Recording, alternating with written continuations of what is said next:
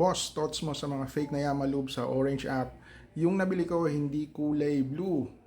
Hindi ko na matandaan kung anong kulay yung Yamalube ba talaga, kung blue ba talaga kasi ginamit ko lang yung Yamalube nung break-in period lang nung Aerox ko. Pero after that, hindi na ako gumamit ng Yamalube.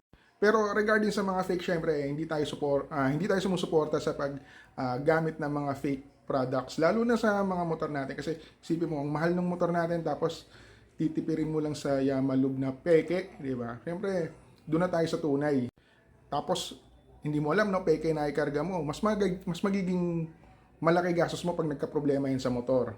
Sa totoo lang, personally, marami rin ako nakikita mga ganyan. Pero, wala tayong magagawa eh. Hindi mapigilan ng government natin yung mga ganyang bagay eh. So, to be safe, it's either you go directly sa kasa, doon ka bumili ng Yamalube mo, or meron din naman silang mga online shop na legit. Yung mga official page nila, doon ka bumili. Sigurado yun, safe yun. Just make sure na legit yung page na pagpupuntahan mo.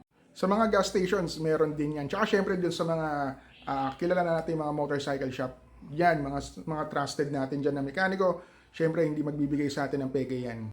Again, we don't support fake products, lalo na sa motorcycle items natin. Kaya always support yung original.